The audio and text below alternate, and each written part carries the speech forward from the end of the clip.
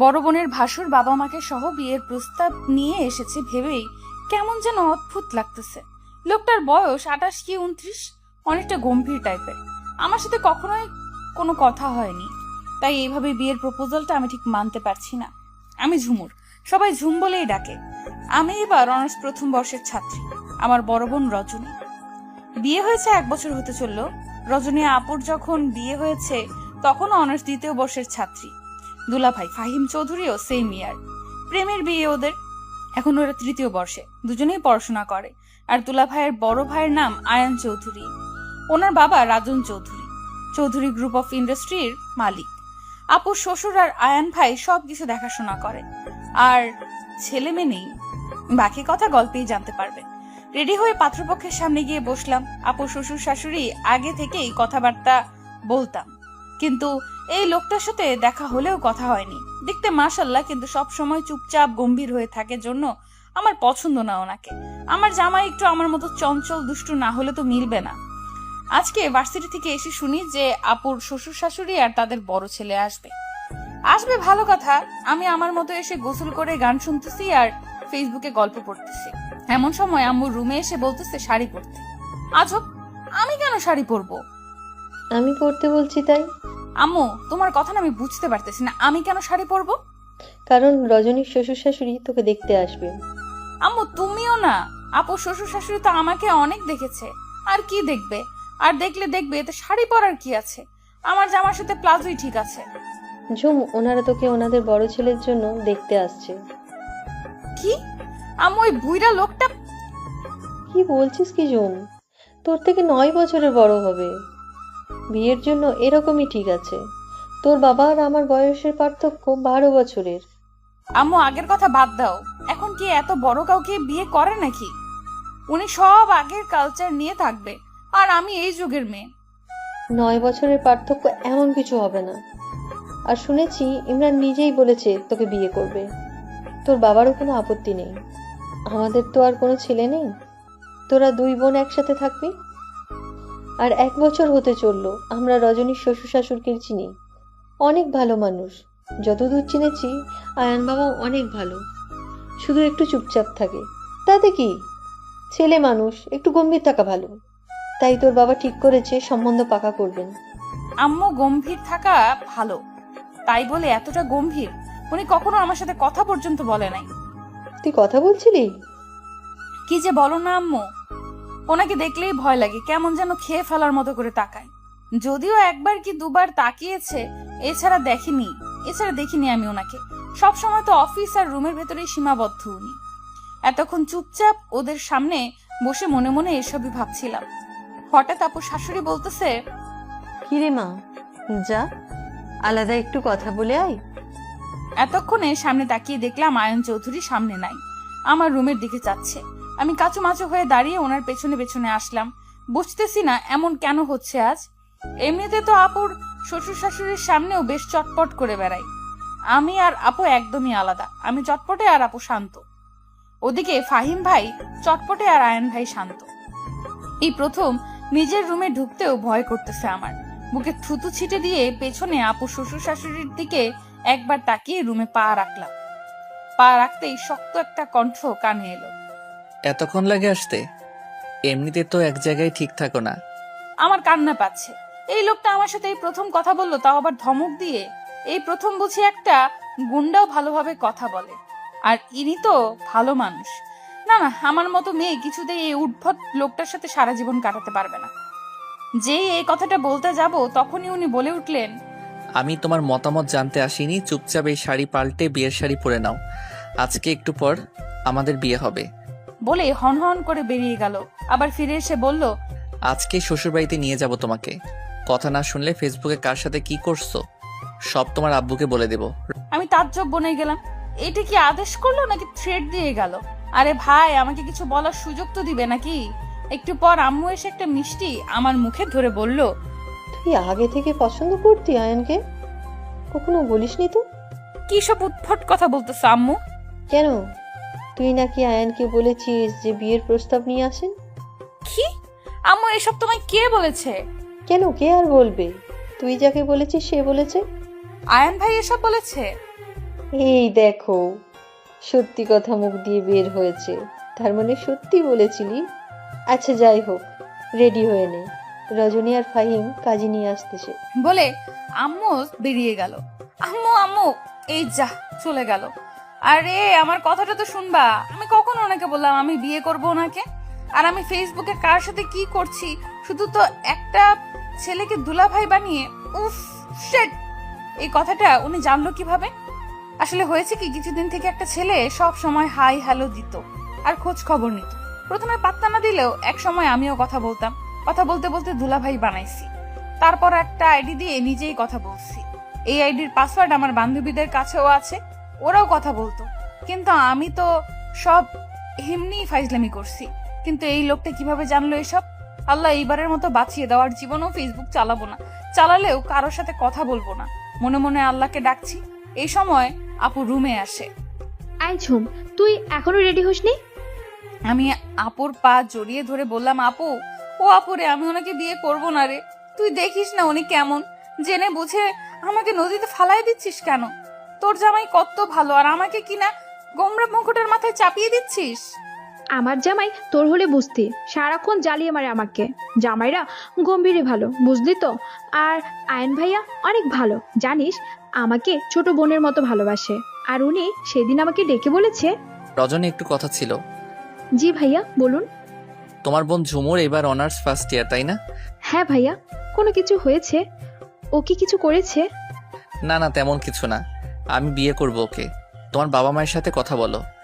বিশ্বাস কর, ওনার কথায় আমি এত খুশি হয়েছি তোকে বলে বোঝাতে পারবো না। এবার এবার ঝটফট রেডি হয়ে নে তো। আর জানিসই তো, আয়ন ভাইয়া যখন বলেছে তোকে বিয়ে করবে, তখন করেই ছাড়বে। আপু প্লিজ, তোরা এইভাবে আমাকে জোর করতে পারিস না।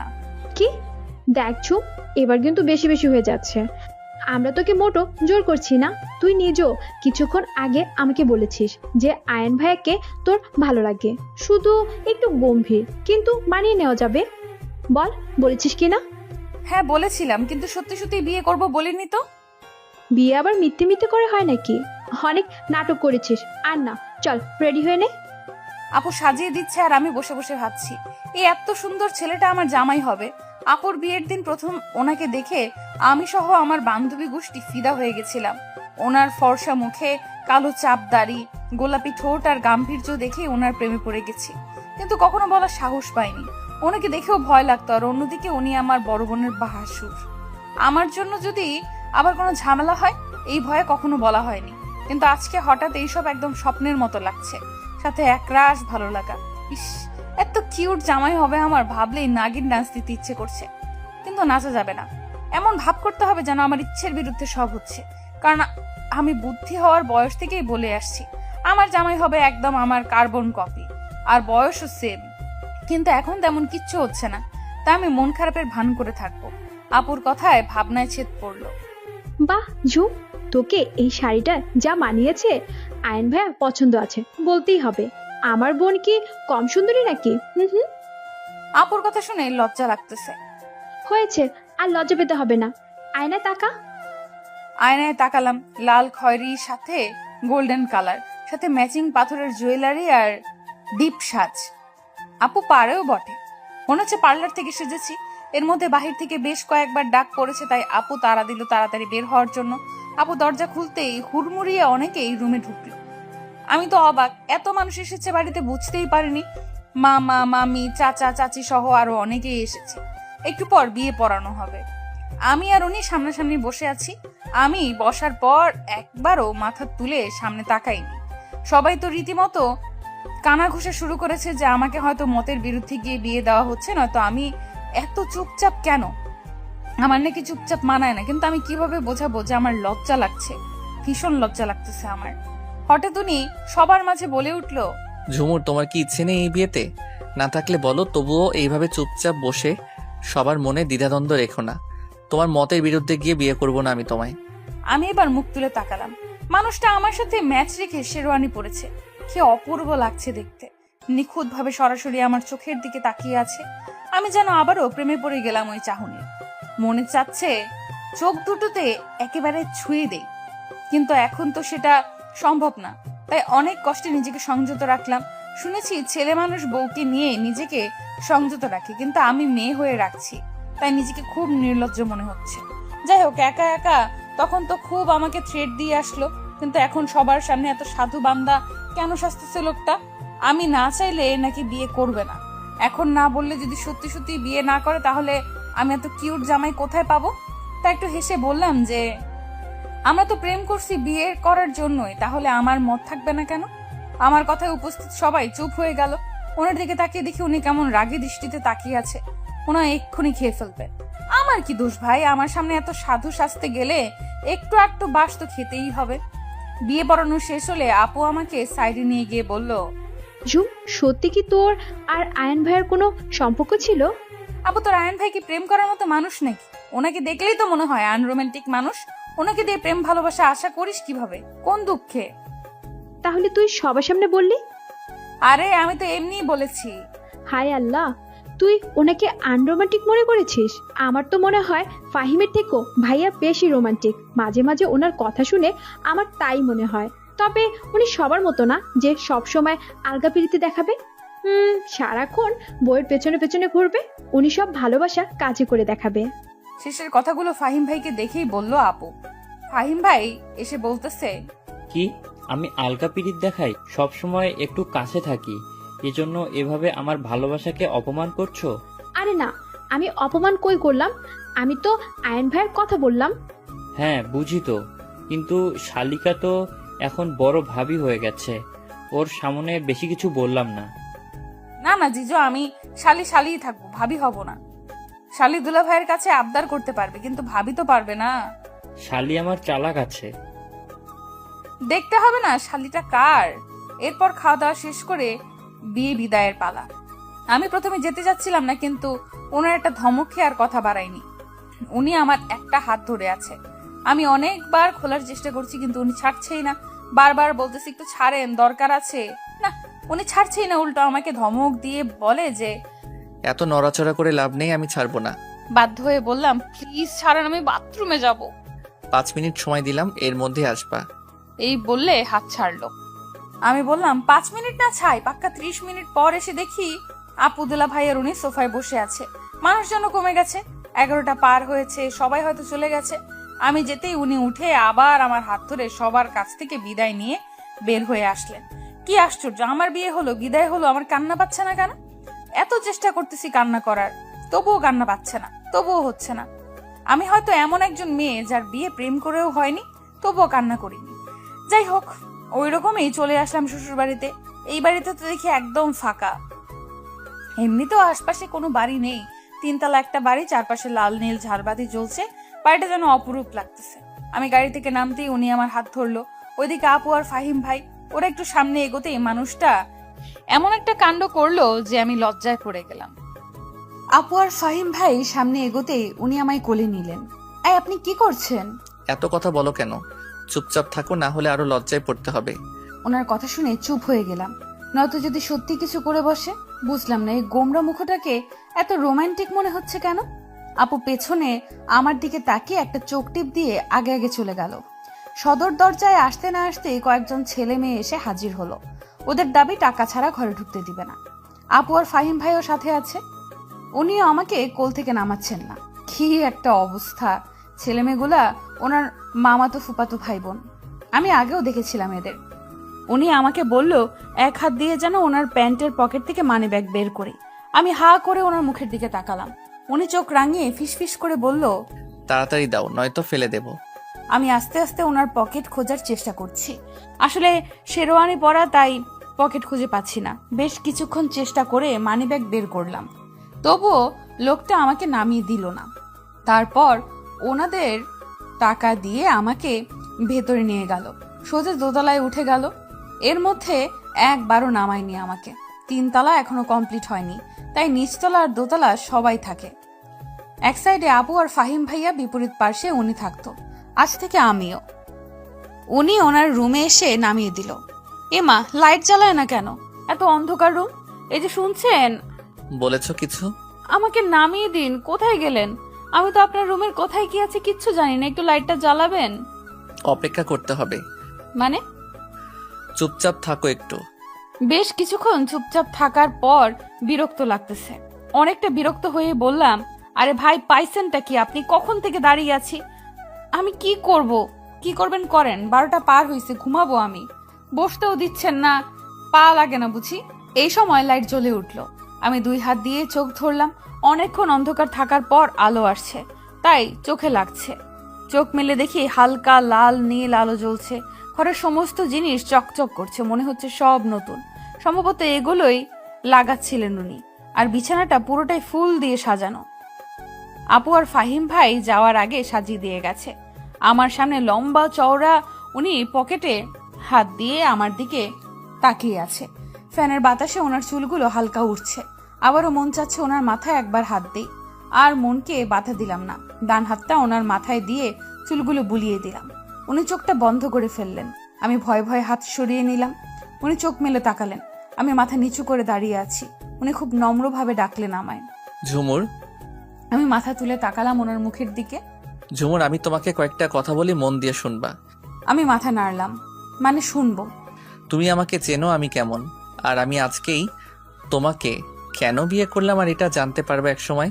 আমি জানি তুমি আমাকে পছন্দ করো, এটা না বুঝলে বিয়ে করতাম না আমি তোমায়। তুমি এতদিন বাবার বাড়ির মেয়ে ছিলে, তাই তোমার চঞ্চলতা শোভা পেয়েছে, কিন্তু এখন একদম ওরকম করা যাবে না। তোমাকে গম্ভীর হতে হবে, বউদের যেমন মানায়। ওনার এই কথাটা আমার ঠিক পছন্দ হলো না। সবাইকে কেন গম্ভীর হতে হবে? আমার তো নিজের ইচ্ছে বলে কিছু একটা আছে। আমি একখানে চুপচাপ বসে থাকতে পারি না।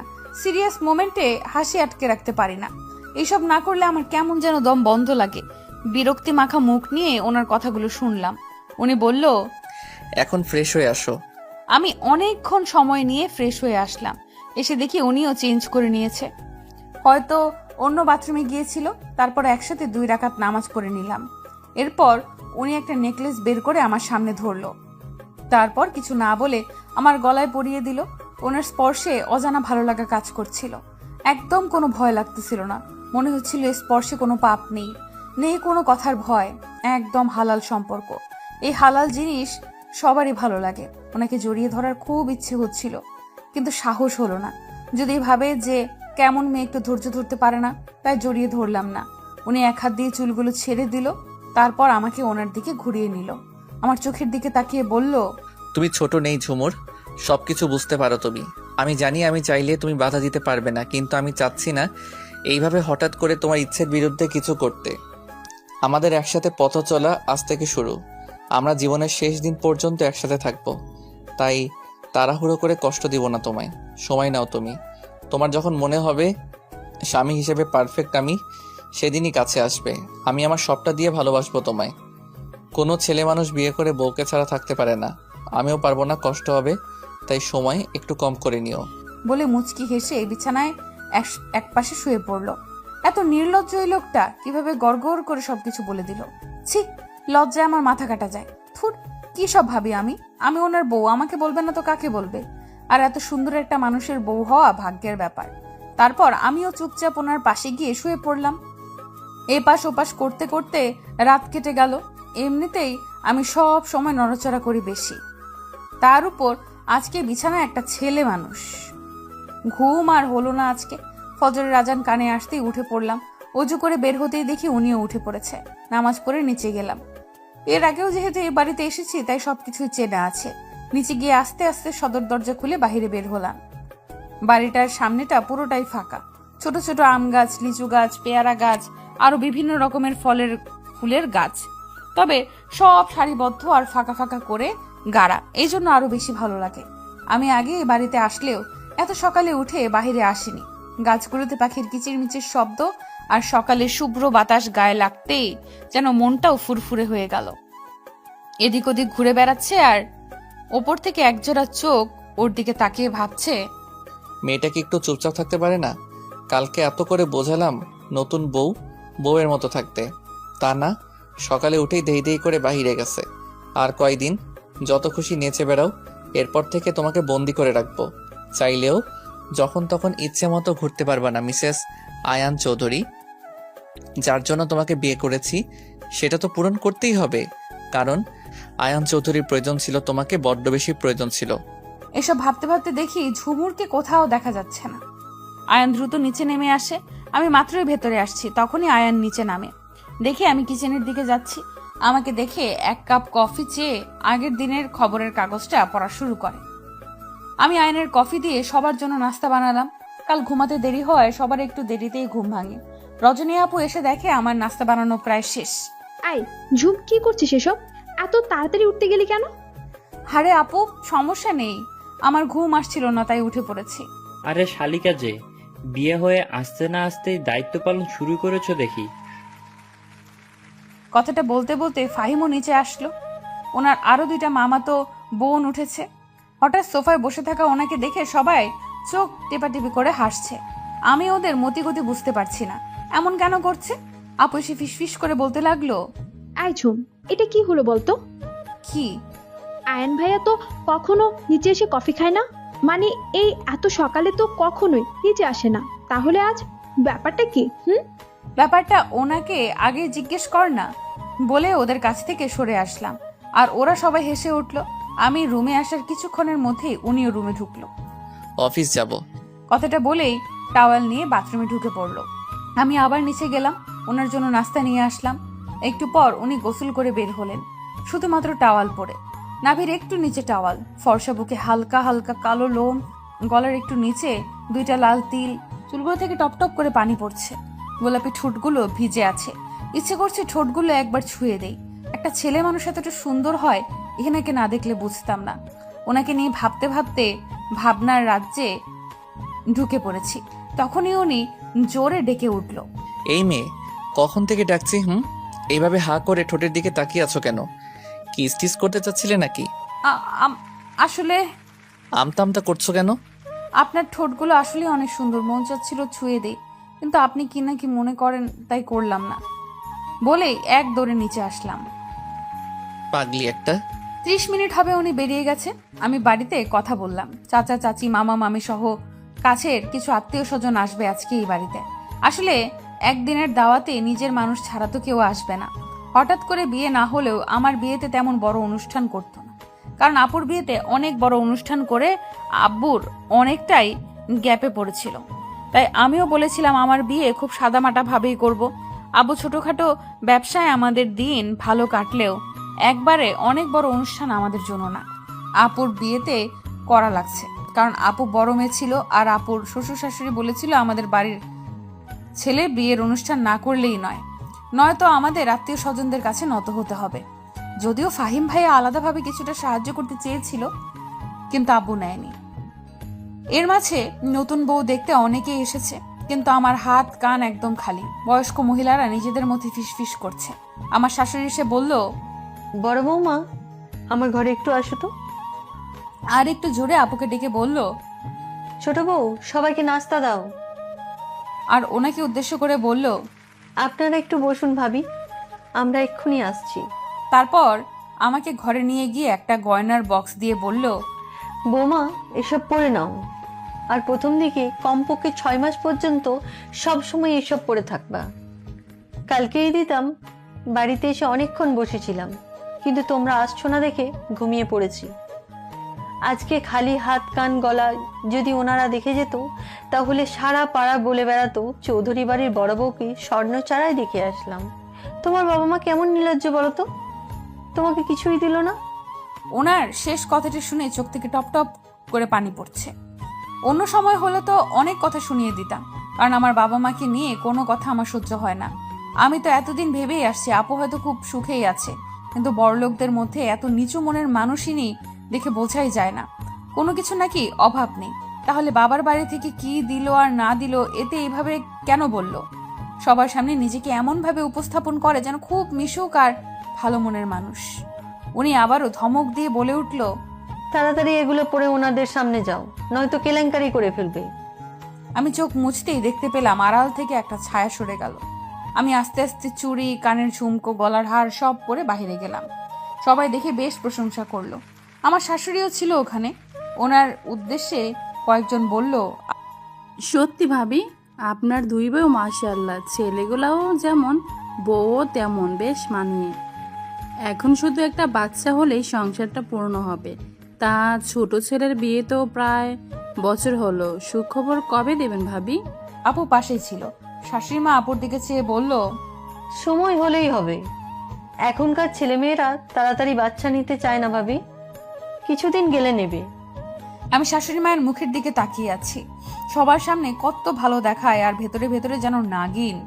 আমি চাইলেই তখন মুখের ওপর অনেক কিছু বলতে পারতাম, কিন্তু কাল রাতে আয়ান চৌধুরী নিষেধ করেছে কখনো যেন আমার কারণে ওনার মা কষ্ট না পায়। আর তার উপর আমি নতুন বউ, এই জন্য সব সহ্য করে গেছি।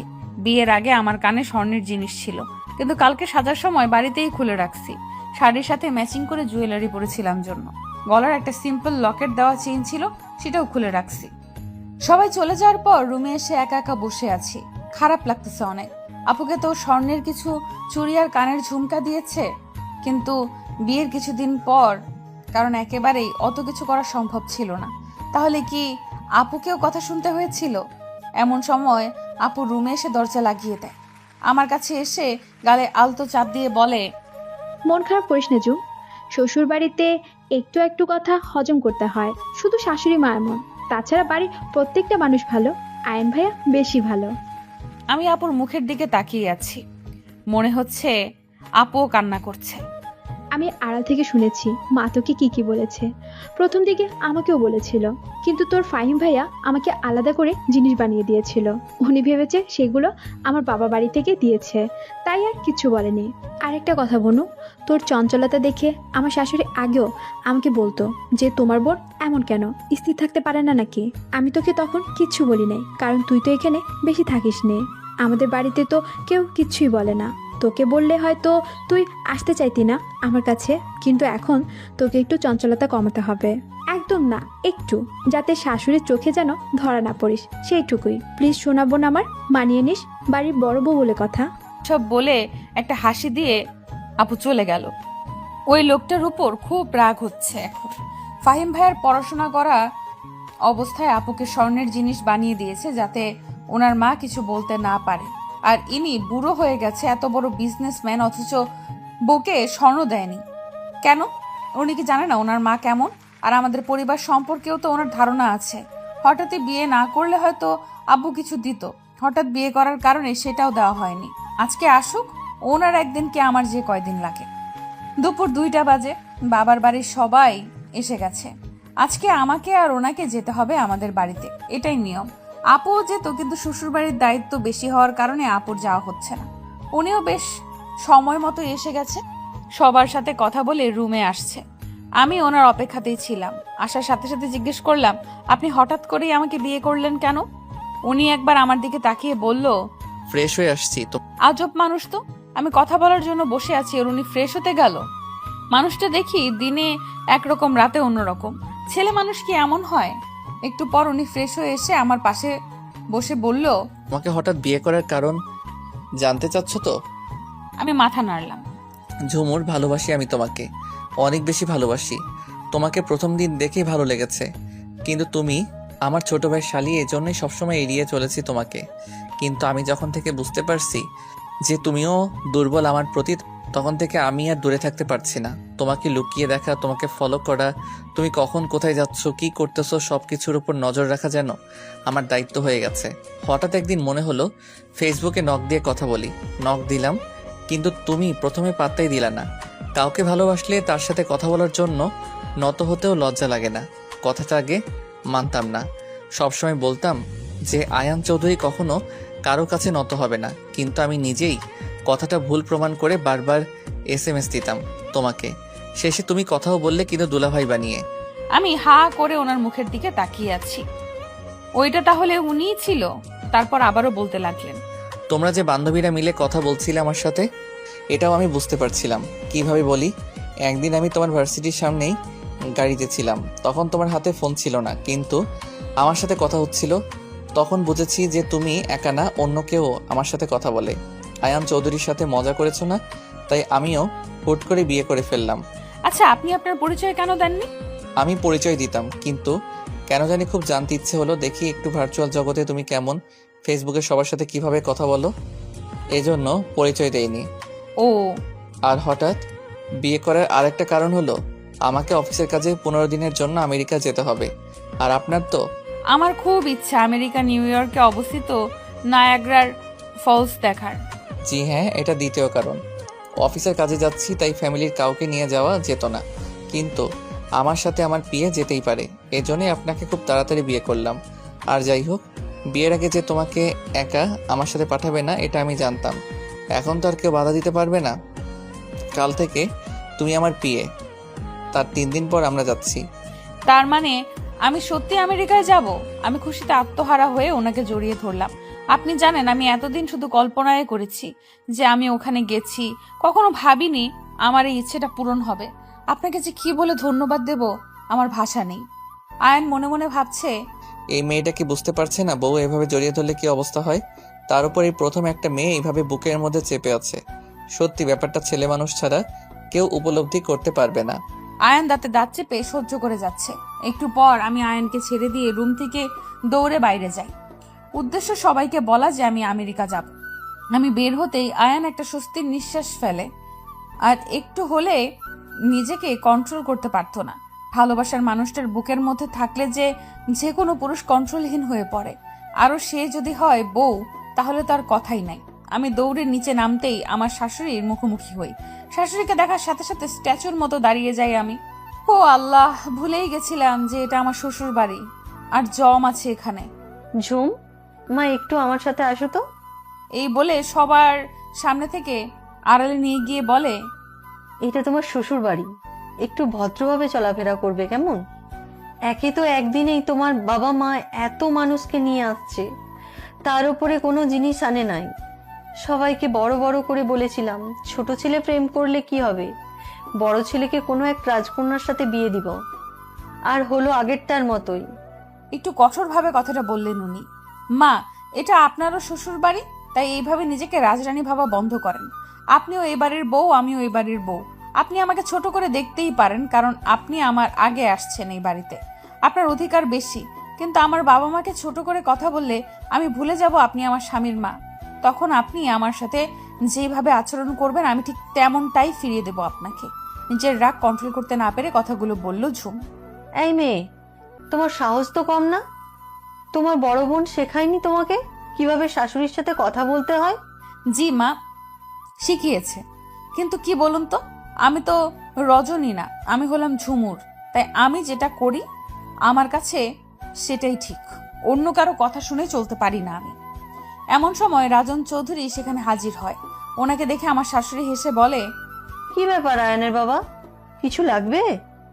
হ্যাঁ, বড় বৌমাকে লাগবে। মা ঝুমুর, একটু আসো তো আমার সাথে।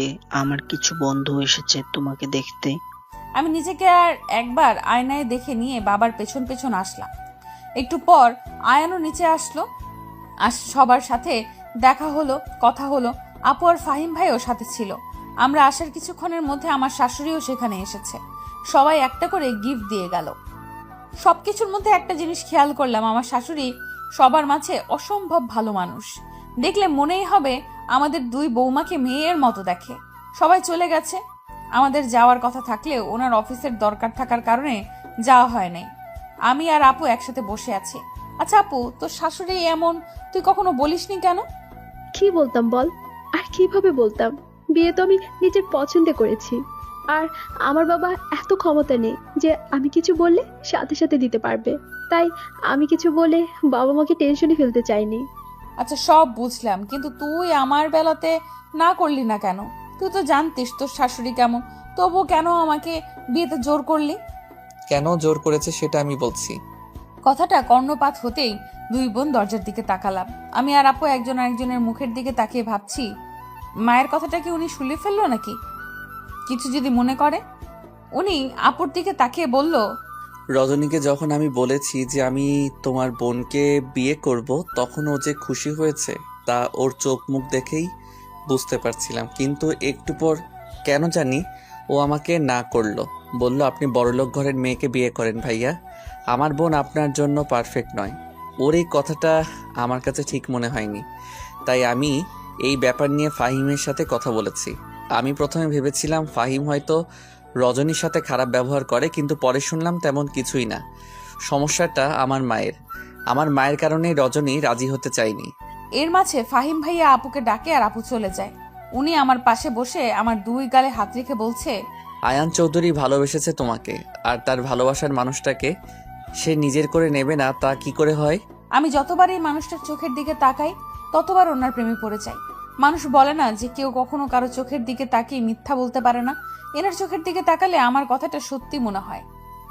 এনার চোখে আমি আমার জন্য ভালোবাসা দেখতে পাই। দেখলে মনে হয় মানুষটা আমাকে অসম্ভব ভালোবাসে। তারপর আবারও বলতে শুরু করলো, ঝুমুর, আমি আমার মা আর বাবাকে যখন বলেছি তোমাকে ওনার পছন্দ কিনা, তখন বাবার উত্তর ছিল কিছুটা এরকম। হ্যাঁ, মেয়েটা ভালো আছে, একটু চঞ্চল, বাড়িটা মাতিয়ে রাখতে পারবে। আর মা বলছে, এমনিতে দেখতে ভালো, তবে চঞ্চলতা বাড়ির মেয়েদের শোভা পায়, বউদের না। আর এক বাড়ির দুই মেয়ে আসলে সংসারে আমাকে দাম দিবে না, নিজেরাই সবকিছু করবে। আমি বলেছি, মা তুমি না সবসময় বলতে আমরা পরিবার একসাথে থাকবো, সবসময় কখনো ভাগ হব না। ওরা দুই বোন একসাথে থাকলে কখনো আলাদা হবে না, সংসারটা একসাথে থাকবে। আর সব থেকে বড় কথা, তোমার ছেলেরা তাদের পছন্দের মানুষের সাথে থাকবে। তারপর মা রাজি হয়। আর সেদিন দেখতে গিয়ে বিয়ে করার আরেকটা কারণ মা, আমি জানি যদি সেদিন বিয়ে করে তোমাকে নিয়ে না আসতাম, তাহলে মা চাইতো তোমার বাবা যেন মেয়েকে সবকিছু দিয়ে তবেই পাঠায়।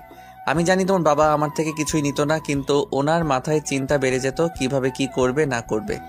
এজন্য আমি সেদিনই বিয়ে করে নিয়ে আসি, যাতে মা মনে করে হঠাৎ বিয়ে হওয়ার কারণে কিছু দিতে পারিনি, আর তোমার বাবার অনুষ্ঠান বা কিছু দেওয়া নিয়ে চিন্তা না হয়।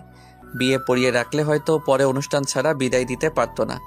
আত্মীয় স্বজনদের কথার ভয় করত, হঠাৎ হওয়াতে কেউ কিছু বলতে পারবে না। আমি মনে মনে ভাবলাম তবুও তো আপনার মা কিছু বলা বাকি রাখেনি। যাই হোক, এটা আমাদের বউ শাশুড়ির ব্যাপার। শাশুড়ি আপনাকে কিছু না বললে আমিও বলবো না। কি দরকার মা ছেলের মধ্যে ঝামেলা বাড়ানোর? ঝুমুর, কি ভাবছো? না, কিছু না। জানি ভাবতেছো যে ফাহিম বউকে কথা শোনার হাত থেকে বাঁচতে পারলো, আমি কেন পারি না। আজকের পর থেকে মা তোমাকে কিছুই বলবে না ঝুমুর, শুধু তোমাকে না, তোমার আপুকেও বলবে না। আমি এতদিনও জানতাম না আমার মা এমন, এখন জানতে পারছি, তাই সেটা সমাধানের উপায়ও বের করেছি। উনি আমার মা, ওনাকে তো আমি কিছু বলতে পারি না, তাই তোমাকে বলছি। আমার মাকে কখনো কষ্ট দিও না, মা কিছু বললে সহ্য করে নিও। উনি অনেক কষ্ট করে এই সংসারটা সাজিয়েছে। আপনি কিভাবে বুঝলেন আপনার মা কিছু বলবে না? উনি হেসে বললেন, পরশুদিন সকালে দেখতে পারবে। রাতের খাওয়া দাওয়া শেষ করে রুমে এসে বসে আছি। এই লোকটা এখনো আসছে না। ব্যালকনিতে দাঁড়িয়ে কারোর সাথে ট্যুরের ব্যাপারে কথা বলছে। আমি দুবার ডাকতে গিয়ে ঘুরে আসছি। কেন জানি না খুব মন চাচ্ছে উনি একটু আমাকে কাছে টেনে নিক, কপালে একটা ভালোবাসার পরশ এঁকে দিক, আর তারপর জড়িয়ে ধরে ঘুমাক। আচ্ছা, উনি কি বুঝতে পারছে না কিছু? ধুর, ভাল লাগে না। অনেকক্ষণ পর উনি রুমে আসলো। আমি বিছানা দুটো বালিশ উঁচু করে হেলান দিয়ে শুয়ে আছি। উনি এসে আমার সাথে কোনো কথা না বলে শুয়ে পড়লো। আজব তো, আমি জেগে আছি ওনার অপেক্ষায়, আর উনি আমাকে কিছুই বললো না। ঠিক আছে, না বলুক, নাই, আমিও কিছু বলবো না। মাঝখানে একটা কোলবালিশ রেখে শুয়ে পড়লাম। উনি যখন বুঝলোই না কিছু, তাহলে যেচে আর বোঝাতে পারবো না আমি। আমি জানি ঝুমুর তুমি কি চাচ্ছিলে, বুঝতে পারছি আমি, কিন্তু তুমি এখনো পর্যন্ত একবারও বলনি তুমি আমায় ভালোবাসো। যেখানে আয়ান চৌধুরী নিজের মুখে তোমাকে বলেছে ভালোবাসার কথা, সেখানে তুমি এত চঞ্চল একটা মেয়ে হয়ে বলতে পারলে না? তুমি যেদিন নিজের মুখে স্বীকার করবে ভালোবাসার কথা, যেদিন বলবে আয়ান আমাকে একটু ভালোবাসেন, সেদিন তোমাকে কোনো আদর থেকে বঞ্চিত করব না মিসেস আয়ান। অনেকক্ষণ এপাশ ওপাশ করার পর ভালো লাগছে না, কেমন কেমন যেন লাগছে। ওনাকে খুব জড়িয়ে ধরতে ইচ্ছে করতেছে। আচ্ছা, উনি নিশ্চয়ই এখন ঘুমিয়ে পড়েছে, এখন তো জড়িয়ে ধরাই যায়। আমি খুব সাবধানে মাঝখানের বালিশটা সরিয়ে ওনাকে এক হাতে পেছন থেকে জড়িয়ে ধরলাম। ওনার গালে ছোট্ট করে ঠোঁট ছোঁয়ালাম। সকালবেলা ঘুম থেকে উঠে দেখি উনি পাশে নেই। শাড়ি পরা ছিল, শাড়ি অনেকটা এলোমেলো হয়ে আছে। আমার ঘুমের মধ্যে নড়াচড়া করা অভ্যাস আছে। বিছানার এক পাশ থেকে অন্য পাশ পুরোটাই আমার লাগে, আর এই জন্যই শাড়ি ঠিক নেই। আজকে উঠতে একটু দেরি হয়েছে। নিচে গিয়ে দেখি আপু সবার নাস্তা রেডি করছে। আমি গিয়ে আপুকে একটু সাহায্য করলাম, দেখলাম উনিও নিচেই আছে। না, এভাবে থাকা সম্ভব না। একে তো রাতে জড়িয়ে ধরে পাগল করে দিচ্ছিল, আর সকালে দেখি শাড়ি ঠিক নেই। এই মেয়েটা সব উল্টাপাল্টা করে দিচ্ছে, কোনো কিছুতেই মন বসতেছে না, পাগল পাগল লাগতেছে। Control Ayan, control. মনে মনে কথাগুলো ভাবছে আয়ান। কি রে ঝুম, সব ঠিকঠাক আছে তো? হ্যাঁ আপু, কোনো কিছু হয়েছে? না না, কি হবে, গোসল করেছিস নাকি তাই কথাটা বললাম। আপুর কথাটা শুনে ভীষণ লজ্জা লাগছে। এইভাবে খেয়াল করেছে বজ্জাত মেয়েটা? মানে বিয়ে করলেই কি প্রতিদিন সকালে গোসল করতে হবে নাকি? তাছাড়া আমাদের তো কিছুই হয়নি যে গোসল করতেই হবে। আমার লজ্জা পাওয়া দেখে আপু হেসে বলল, আরে এত লজ্জা পাচ্ছিস কেন? আমি তো এমনি বললাম। আচ্ছা বাদ দে, ভাইয়া কালকে আর কি বলেছে রে? আসলে আমাকে উনি সেই দিন বলেছিল যে তোমার বোনকে কখনো আমি কোনো কষ্টই পেতে দিব না। আমি জানি উনি ওনার কথা রাখবে। আর এটাও বলেছে যে অন্য কোথাও বিয়ে হলো যে সেখানে সবাই ভালো থাকবে, কেউ কিছু বলবে না। এমনটা তো না, সেখানে আরো দেখা গেল শাশুড়ি, শ্বশুর, ননদ, যা সবাই খারাপ, তাহলে সেখানে কি করবে? তারপর ভেবে দেখলাম কথাটা ভুল বলেনি। আমাদের শাশুড়ি মা এমনিতে সব দিক দিয়ে ভালো, তবে এই ব্যাপারটা নিয়ে যে এমন কেন করছে সেটাই বুঝছি না। সারা দিন কেটে গেল, এর মধ্যে ওনার সাথে আর দেখা হয়নি। দুপুরে খাওয়ার আগে একবার কল দিয়ে বলেছে খেয়ে নিতে। সন্ধ্যা পেরিয়ে রাত হয়ে এলো, উনি এখনো নেই, একটা কল পর্যন্ত করলো না। আচ্ছা উনি কি কোনো কারণে আমার উপর বিরক্ত, নাকি সত্যি সত্যি ব্যস্ত আছে? এসব ভাবতে না ভাবতেই না খেয়ে ঘুমিয়ে পড়লাম। ঘরে খাবার এনে রাখছিলাম যে উনি আসলে একসাথে খাবো, উনিও আসলো না, খাওয়াও হলো না। রাত 11:30 নাগাদ চোখের পানির ছিটা পেয়ে ঘুম ভাঙে। উঠে দেখি উনি লুঙ্গি আর গেঞ্জি পরে একটা গ্লাস হাতে নিয়ে হাসি মুখে দাঁড়িয়ে আছে। চুল থেকে পানি পড়ছে, মনে হচ্ছে মাত্র গোসল করে বেরিয়েছে।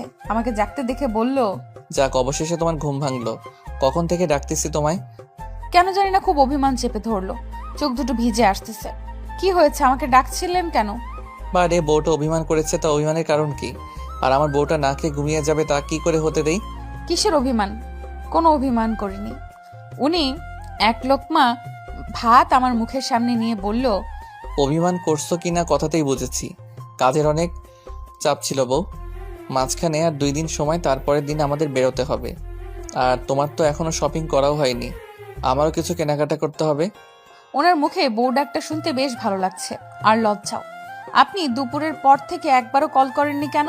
উনি হেসে বলল, আমি তো তোমার কলের অপেক্ষায় ছিলাম যে আমার বউটা কখন কল দিয়ে বলবে এখনো ফিরছেন না কেন।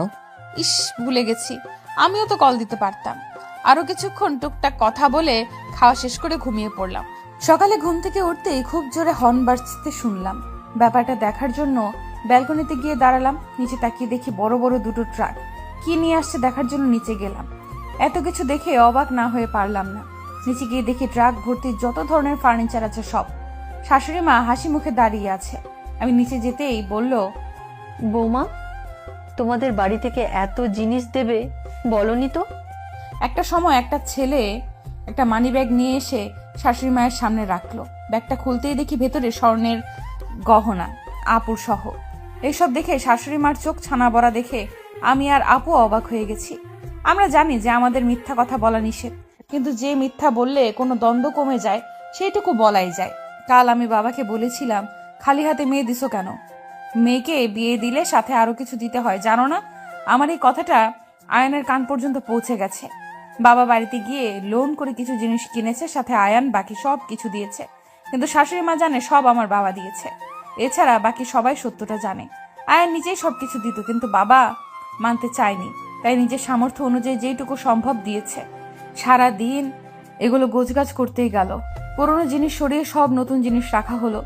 সন্ধ্যার আগে আগে রুমে গেলাম। দেখি উনি বিছানায় বসে ল্যাপটপে কিছু কাজ করছে।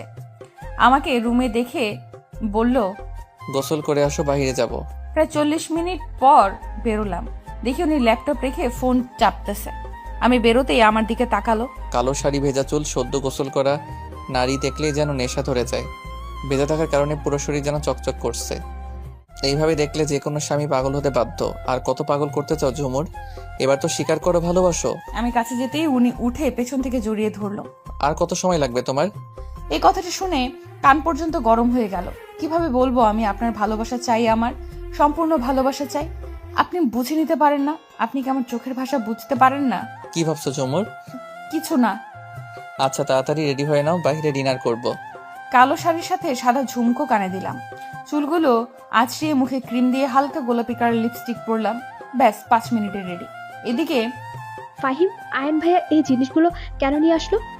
ফাহিম রজনীকে পেছন থেকে জড়িয়ে ধরে থুতনি রেখে বলল, যাতে মা তোমাদের কিছু বলতে না পারে। দেখো রজনী, আমার মাকে এজন্য মিথ্যা বলেছি যাতে মা খুশি থাকে, তোমাদের সাথে মিলেমিশে থাকে। যদি মাকে বলতাম যে আয়ান ভাইয়া কিনেছে, তাহলে হয়তো মা এসব নিয়ে তোমাদের কথা শোনাতো। উনি আমাদের জন্মদাত্রী, ওনাকে তো কিছু বলতে পারি না। ন্যায় অন্যায় দেখতে গেলে মায়ের মন খারাপ হবে, তাই মায়ের কাছে লুকানো ছাড়া আর কোনো উপায় ছিল না। তবুও যেন সবাই হাসি খুশি থাকে। সত্যি তোমাদের মতো স্বামী হয় না ফাহিম। তোমরা দুই ভাই যে এত ভালো, পৃথিবীর সব স্বামী যদি এমন হতো তাহলে কোনো মেয়ে ডিভোর্সি হতো না। শ্বশুর বাড়িতে স্বামীরাই সব থেকে বেশি আপন। স্বামী ভালো না হলে সেই মেয়ের জীবন এমনি তেজপাতা হয়ে যায়। বউ, এবার চলো, আয়ান ভাইয়া নিচে অপেক্ষা করছে। হ্যাঁ, এই তো আমার হয়ে গেছে, শুধু হিসাবটা পড়বো। পিনগুলো এগিয়ে দাও।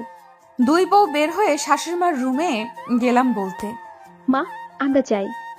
হ্যাঁ মা, সাবধানে যাও। মা আপনি কি খাবেন বলে দেন, আপনার জন্য নিয়ে আসবো। তখন রাজন চৌধুরী রুমে ঢুকে, বৌমারা ডিনারে যাচ্ছে। হ্যাঁ বাবা। আচ্ছা যাও, আরেকদিন আমরাও যাব তোমাদের সাথে। ওনার কথা শুনে আমার মনে হলো উনিও যেতে চাচ্ছিলেন, কিন্তু ছেলে আর ছেলের বউয়ের কথা ঠিক করেছে, তাই কথাটা বলতে পারলো না। তাই আমি চট করে বলে উঠলাম, বাবা মা আপনারাও চলুন না আমাদের সাথে। আমার সাথে রজনীও বলল। রাজন চৌধুরী প্রথমে ইতস্তত বোধ করলেও একটু পর রাজি হয়ে গেল। তারপর চারজনে রেডি হয়ে নিচে গেলাম। আয়ান আর ফাহিম আমাদের সবাইকে দেখে অবাকের সাথে খুশিও হয়েছে। আসলে বউয়ের সাথে বাবা মায়ের হাসি খুশি দেখলে যে কোনো স্বামী খুশি হয়। পরের দিন রাতে আমি আমার সব জামা কাপড় গুছিয়ে নিচ্ছি। কালকে সকালেই আমাদের ফ্লাইট। আজকে বিকেলে শপিং করতে গেছিলাম। এখন সবকিছু গোছগাছ করছি। আয়ান ল্যাপটপে কিছু একটা করছে। সকালে উঠে নাস্তা করে সবার থেকে বিদায় নিয়ে চলে গেলাম এয়ারপোর্টে। 10টায় উড়াল দিলাম আমেরিকার উদ্দেশ্যে। আমি আজকে খুব খুশি। এই প্রথম বিমানে ওঠা আর বাংলাদেশ বাদে বাহিরের কোনো দেশে যাওয়া। এমনিতে ঘোরাঘুরি খুব পছন্দ, তার উপর বাহিরের দেশ। 20 ঘন্টার জার্নি শেষে অবশেষে পৌঁছে গেলাম আগে থেকে বুক করে রাখা হোটেলে। আমি তো খুব ক্লান্ত, তাই এসে গোসল করেই ঘুম। আয়নের আগেও 2 বার এসেছিল, আর সেই 2 বার এই হোটেলেই ছিল, তাই এখানকার অনেক কিছুই চেনা। প্রথম 7 দিন আয়ন খুব ব্যস্ততায় সময় কাটালো। বিদেশে শুধু একটু সময় আশেপাশে ঘুরলেও দূরে যেতে পারে নাই।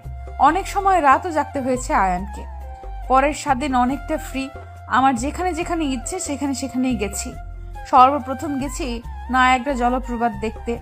যদিও হোটেল থেকে অনেকটাই দূরে, কিন্তু তবুও আয়ান একটিবারের জন্য আপত্তি করে নাই। কালকে বাংলাদেশে আসবো আমরা। আজকে সবার জন্য শপিং করব। এর মাঝে খবর পেলাম রজনী মা হতে চলেছে। আমি তো মহা খুশি। শপিং এ গিয়ে সবার জন্য কেনাকাটা করলাম, সাথে ছোট বাচ্চার জন্য অনেকগুলো জামা কাপড়, ছেলেরও মেয়েরও। জানি না তো কি বাচ্চা হবে, তাই দুইজনেরই কিনলাম। এমনও ড্রেস আছে যেগুলো বাচ্চারা বয়স 5 বছর হলেও পরা যাবে। পছন্দ হয়েছে, কিনেছি। অবশেষে 2 দিন পর বাংলাদেশে ফেরত আসলাম। বাড়িতে এসে সবার প্রথম বোনকে জড়িয়ে ধরলাম। ওর ইচ্ছে যেন একটা ছেলে হয়, কিন্তু এই বাড়ির সবার ইচ্ছে যেন একটা মেয়ে হয়, কারণ এই বাড়িতে কোনো মেয়ে সন্তান নেই। আয়ন ও ফাহিমকে জড়িয়ে ধরে কংগ্রেস জানালো। ভাইয়া, তুমি কিন্তু বড় আব্বু হচ্ছ। তোর পর এই বাড়িতে একটা পিচ্চি আসতে চলেছে যে সারাক্ষণ আমাদের বাড়িটা মাতিয়ে রাখবে। তারপর রজনীকে ডেকে বলল, ছেলে হোক বা মেয়ে, তাকে ডাক্তার বানাবো। এতে কি তোমার কোনো আপত্তি আছে? না ভাইয়া, আমার কোনো আপত্তি নেই। আমারও এমনটা ইচ্ছে ছিল। আচ্ছা ঠিক আছে, আমার তরফ থেকে তোমার একটা গিফট পাওনা থাকলো, সময় মতো পেয়ে যাবা। পাশ থেকে ফাহিম মাথা চুলকিয়ে মিনমিনিয়ে বলল, কষ্ট করলাম আমি, আর গিফট পাবে ও? এটা কেমন কথা? ফাহিম ভাইয়ার কথা শুনে আমি জোরে হেসে দিলাম, আর উনি চোখ রাঙিয়ে আমার দিকে একবার, ফাহিম ভাইয়ের দিকে একবার তাকিয়ে উপরে চলে গেল, আর ফাহিম ভাইয়াকে বলল, তোর গিফটও পেয়ে যাবি। সময় চলছে আপন গতিতে। আমেরিকা থেকে আসার 1 মাস হয়ে গেছে। যে প্রজেক্টের জন্য আমেরিকা গিয়েছিল সেটাও পেয়ে গেছে। অফিসে কাজে প্রচুর চাপ। আমার শ্বশুরের বুকের ব্যথাটা বেড়েছে, তাই একদম বেড রেস্ট। শাশুড়ি এখন কোনো কিছুতে বাধা দেয় না, আর আমিও বা অতটা দুষ্টুমি করি কই।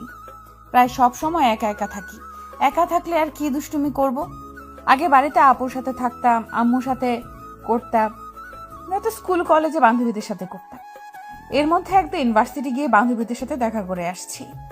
আপুর সারাক্ষণ মাথা ঘুরে, খাইতে পারে না, বমি হয়। এই জন্য আপুও সারাক্ষণ শুয়ে থাকে।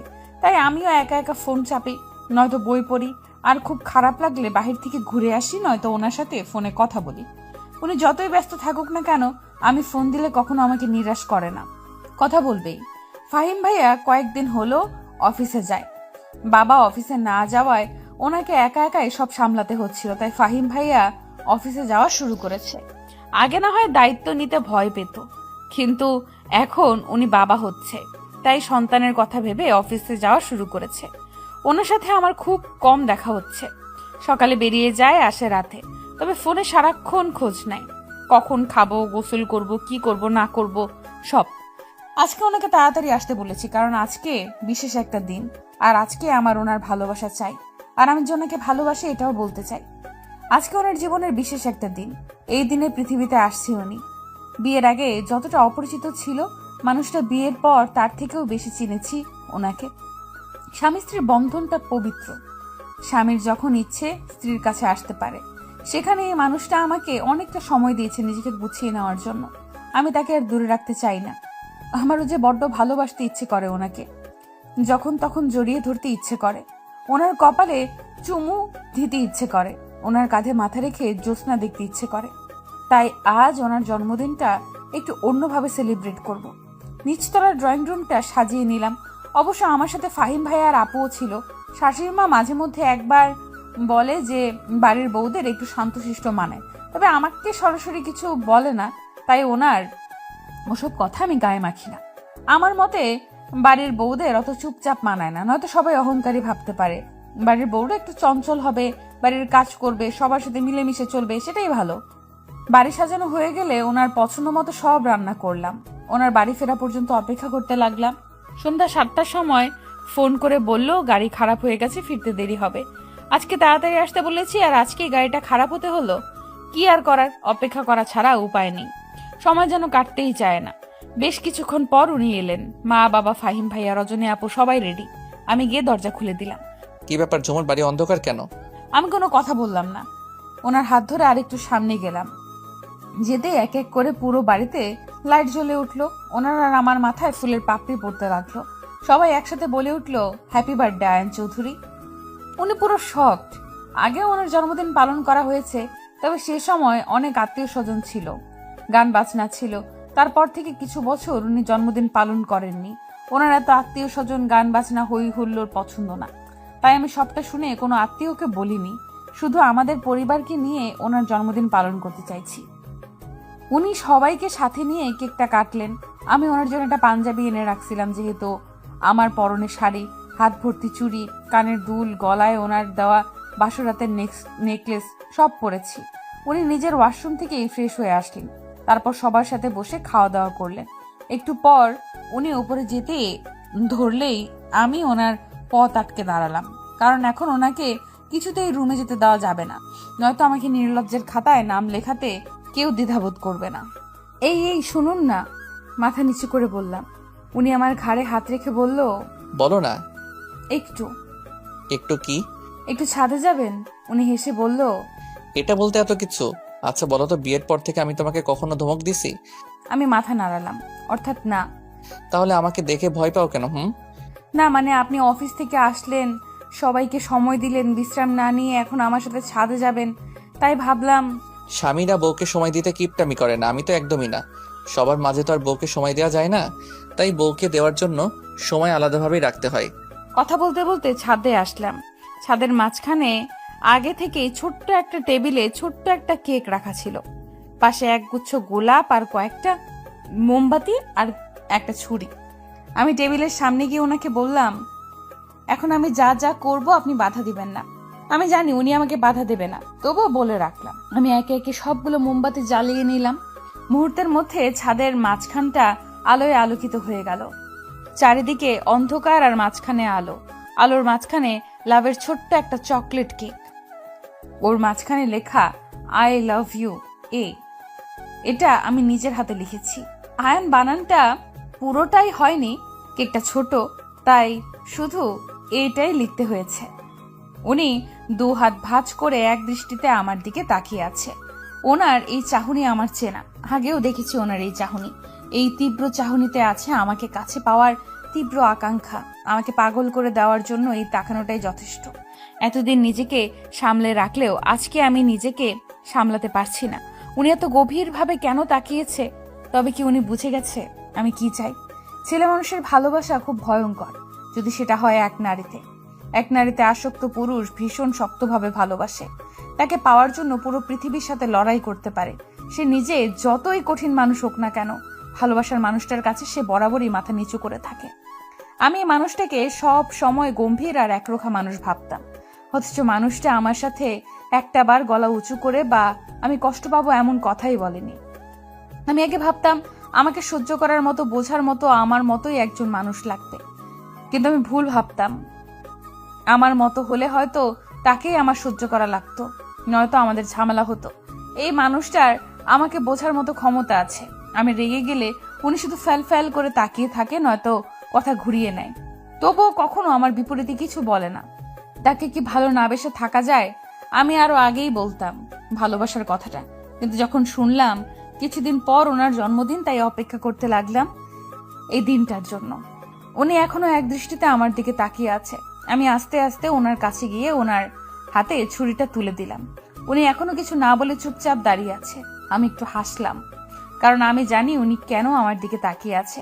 আমি টেবিলের উপর থেকে ফুলগুলো নিয়ে ওনার সামনে হাঁটু গেড়ে বসলাম। লজ্জার মাথায় খেয়ে ওনার চোখে চোখ রেখে বললাম, আমি আপনাকে ভালোবাসি আয়ান, ভীষণ ভালোবাসি।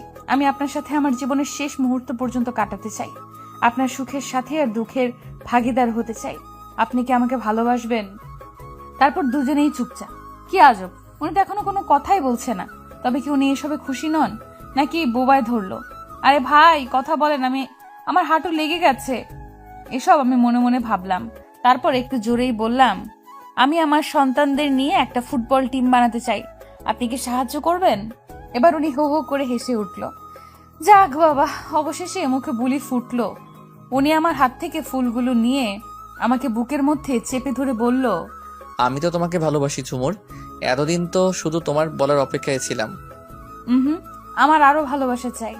উনি আরো জোরে চেপে ধরে বললেন, সব ভালোবাসাই তোমার, তুমি আদায় করে নিলে আমি দিতে বাধ্য। তারপর কেকটা কেটে প্রথমে আমার মুখে তুলে দিলেন, বাকিটা নিজে খেলেন। উনি আমাকে কোলে নিয়ে রুমের দিকে যেতে লাগলেন। রুমের দিকে যত এগোচ্ছি তত আমার হার্টবিট বাড়তেছে। উনি রুমের সামনে এসে আরেকবার আমার মুখের দিকে তাকালেন। আমি ভয় আর লজ্জায় ওনার মুখে মুখ লুকালাম। উনি আমাকে কোলে করে ভেতরে ঢুকালেন। লাইট জ্বালানোর সাথে সাথে আমি ওনাকে চেপে ধরলাম। মনে হচ্ছে উনি হাসতেছে। মিসেস আয়ান চৌধুরী কি নিজের বাসর ঘর নিজেই সাজিয়েছে? ওনার এই কথাটা শুনে লজ্জায় আমার বলতে ইচ্ছে করতেছে, আল্লাহ একটা মই দাও, আমি উপরে উঠে যাই। উনি আস্তে করে আমাকে বিছানায় নামিয়ে দিলেন। তারপর আমার পাশে শুয়ে পড়লেন। ওনার দিকে তাকানোর সাহস পাচ্ছি না। মুখটা ওনার বিপরীত দিকে ঘুরিয়ে আছি।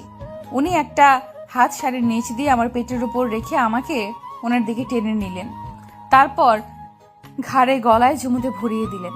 একটু পর ওনার দিকে চোখ পড়তেই চোখ নামিয়ে নিলাম। ভীষণ লজ্জা লাগছে। উনি হাতের উপর হাত রেখে ওনার দিকে তাকাতে বললেন। আমি পিট করে তাকালাম। আবারও চোখে চোখ পড়তেই আমার ওষ্ঠদয় ওনার দখলে নিয়ে নিলেন।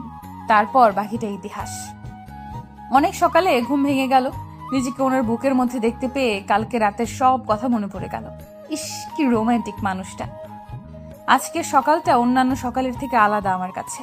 হয়তো প্রত্যেক মেয়ের কাছেই এই সকালটা আলাদা মনে হয়।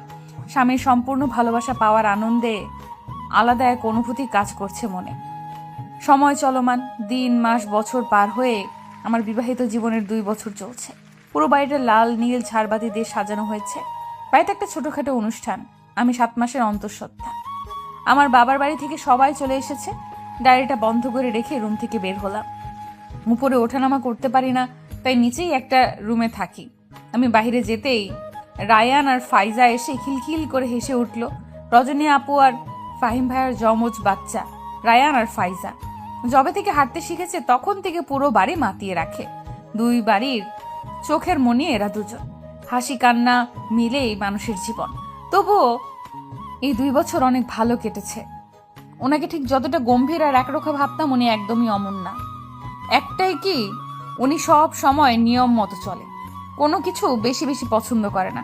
এই 2 বছরে আমি অনেকবার রাগ করেছি, মানুষটার সাথে, কিন্তু উনি কখনো আমাকে হার্ট করে কিছু বলে নাই।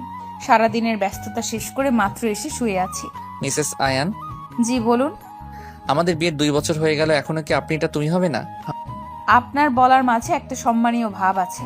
আপনি বললে ভেতর থেকে আপনার প্রতি একটা সম্মান কাজ করে। আমার সম্মান চাই না, তুমি বললে নিজ নিজ মনে হয়, আর আপনি বললে মনে হয় পরের কেউ। না, আপনিটাই বেশি ভালো। ঠিক আছে, তোমার যা ইচ্ছা ডেকো। I love you. আমিও তোমাকে ভালোবাসি গো।